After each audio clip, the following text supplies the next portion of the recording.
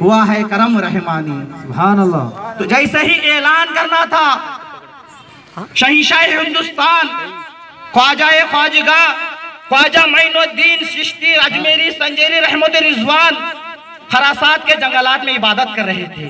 जैसे ही शहंशाह बगदाद का ऐलान सुना तो अपने सर को इस तरह झुकाया, इतना झुकाया कि सर जमीन पर लग गया।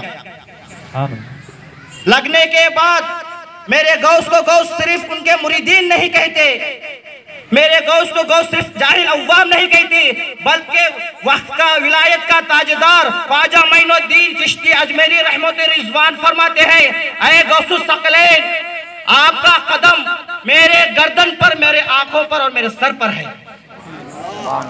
आपका गर्दन, आपका कदम मेरे गर्दन पर, मेरे आंखों पर और मेरे सर पर है। तो मौजूदान इकराम, जैसे ही शहंशाह बगदाद शहंशाह ख्वाजा गरीब नवाज ने ऐलान किया तो मेरे गौस ने उसको सुना, सुनकर फरमाया, गयासुद्दीन के बेटे मोइनुद्दीन को हमने हिंदुस्तान का विलायत अता फरमाया।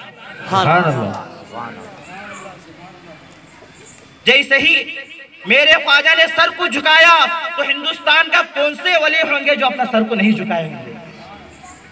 अजम में एक वली, अल्लाह के वली रहते थे, अजम में एक अल्लाह के वली रहते थे, उनके बहुत काफी मुरीदीन थे। वो कहने लगे, मैं भी वली हूं, वो भी वली है, मैं क्यों अपना गर्दन झुकाऊं, मैं क्यों अपना सर झुकाऊं। ये भी ऐलान मेरे गौस ने सुना। गौस फरमाते हैं, गौस पाक फरमाते हैं, मैं मेरे मुरीदों की दिल की आवाज को सुनता हूं। इतना ही नहीं, गौस पाक फरमाते हैं, मैं मशरिक में कोई मेरा मुरीद मुझे मदद के लिए पुकारे, मैं मगरिब में रहकर उसकी मदद के लिए पहुंचाता हूं। ये औलिया अल्लाह की शान है। जैसे ही वो अजमी बुजुर्ग कहे, मैं उनका कदम क्यों लूं, मैं भी वली हूं, वो भी वली है। तो इतना कहना था, मेरे गौस पाक ने सुना और दोबारा इरशाद फरमाया, जिसने मेरा कदम अपने गर्दन से लेने से इनकार किया, उसके ऊपर सुवर का कदम है। अल्लाह अकबर। मुअज्जज़ सामईन इकराम, वो अल्लाह के वली, मैं मुख्तसर कर रहा हूं, वो अल्लाह के वली जब हज के लिए रवाना हो रहे थे, 500 मुरीदों के लेकर हज के लिए जा रहे थे। जैसे ही 500 मुरीदों को लेकर जा रहे थे, वो अल्लाह के वली की नजर एक औरत पर पड़ी, एक लड़की पर पड़ी। अल्लाहु अकबर। इसलिए औलिया अल्लाह से कभी बद्दुआ नहीं लेनी चाहिए। अल्लाह फरमाता है, हदीस कुद्दूसी है, जिसने औलिया अल्लाह से दुश्मनी का इरादा किया, जिसने अल्लाह के वली से बुग़्ज़ रखा, मैं उसे जंग का चैलेंज देता हूं। किसकी इतनी जुर्रत है अल्लाह से जंग कर सके? कम से कम अल्लाह के दोस्तों का अदब नहीं करते तो बेअदबी नहीं बनना चाहिए। वो अल्लाह के वली अपने मुरीदीन के साथ जा रहे थे, जैसे ही उनकी नजर एक औरत पर, एक लड़की पर पड़ी, वो उस पर दीवाने हो गए, सवारी को रोक ली और लड़की के पास चले गए। जाने के बाद अर्ज करते हैं, ऐ लड़की, मैं तेरे साथ निकाह करना चाहता हूँ। वो लड़की बड़ी होशियार थी, कहने लगी, मेरे अब्बा से पहले राय लीजिए, जैसा मैं मेरे अब्बा के खिलाफ नहीं जाऊंगी।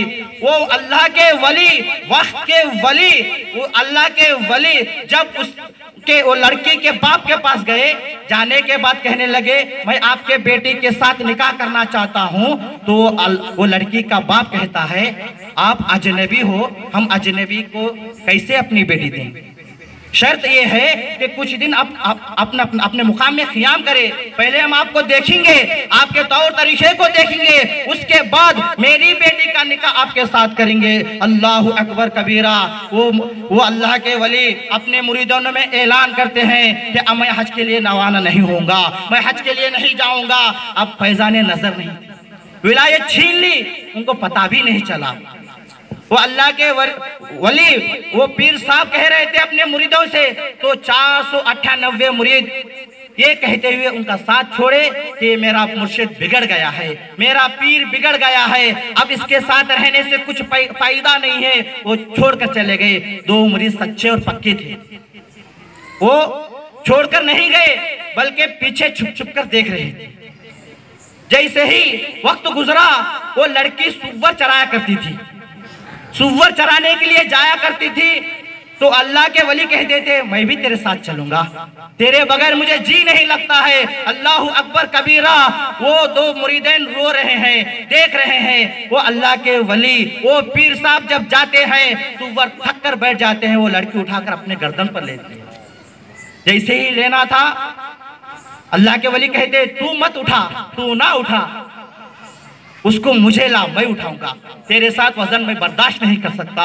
अल्लाह अकबर कबीरा। उसने वो सुअर को उठाकर अपनी गर्दन पर रख दिया। अल्लाह अकबर कबीरा। बड़े पीर का फरमान था, जिसने मेरा कदम लेने से इनकार किया उस पर सुअर का कदम होगा।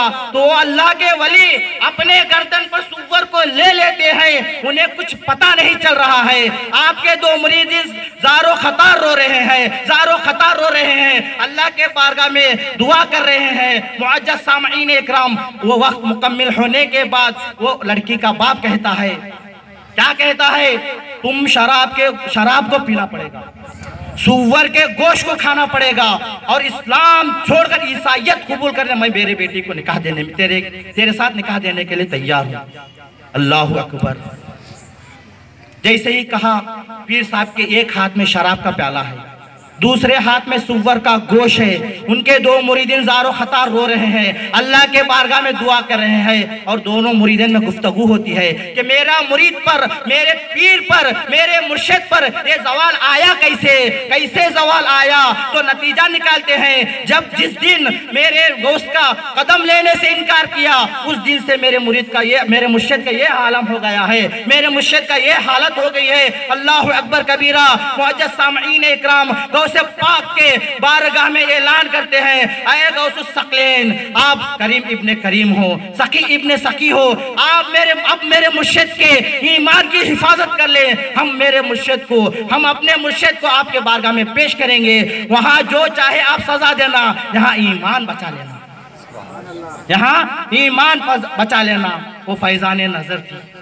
मेरे आका ने जैसे ही नजर उठाई, वो अल्लाह के मुरीदीन से हाथ का, अल्लाह के वली का हाथ कांपने लगा, शराब को फेंका, सुअर के गोश्त को फेंका, फेंकते हुए कहा अल्लाह का दीन हक है, दीन इस्लाम हक है, कहते हुए भाग रहे हैं। जैसे ही भागना था, मुरीदीन कहते हैं, मुरीदीन आकर कहते हैं, अरे मेरे मुर्शिद, ये सारा आलम किस लिए हुआ है, आपको पता है क्या हुआ है? आपने गौस की तौहीन की थी, उनका कदम रखने से इनकार किया था, हमने दुआ की है अगर आपका ईमान बच जाए, हम आपको उनकी बारगाह में ले चलेंगे। अजीज़ान मोहतरम, वो अल्लाह के वली कहते हैं, मैं ऐसे ही बारगाह में नहीं जाऊंगा, मेरे हाथों को संकलियों में बंध दिया जाए, मेरे पैरों में बेड़ी डाल दिया जाए, सूरत को काला किया जाए, उसके बाद मैं बड़े पीर के बारगाह में पहुंचूंगा। मुरीदीन ने वैसा किया, हालत को, सूरत को काला कर दिया, पैरों में बेड़ी बांधकर जब ले जा रहे हैं, करीम इब्ने करीम है, सखी इब्ने सखी है। गौसे पाक ने देखकर कहा, अरे क्या हाल बना रखा है, अल्लाह तुझे माफ करे। अरे क्या हाल बना रखा है, अल्लाह तुझे माफ करे। उनको दुआएं तो अता फरमाई। अरे गौसे आजम की शान का अजमत कौन बयान कर सकता है? इसलिए अहमद रजा काज़िल फाज़िल बरी रहमत रिजवान फरमाते हैं, तुझसे दर से सग और सग से है मुझको निस्बत।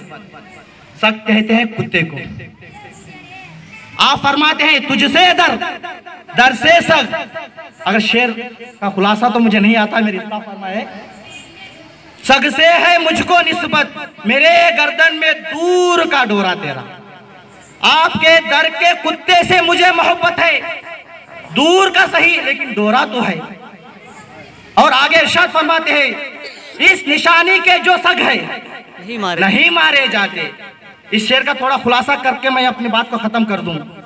मोहल्ले में कुत्ते दो किस्म के होते हैं, मोहल्ले में कुत्ते दो किस्म के होते हैं। एक के गले में पट्टा होता है, एक के गले में पट्टा होता है। आप कह रहे हैं साहब कुत्ता कुत्ता क्यों कह रहे हैं? मैं इस शेर का खुलासा कर रहा हूँ, आला हजरत रहमत रिजवान के इस शेर का खुलासा कर रहा हूँ।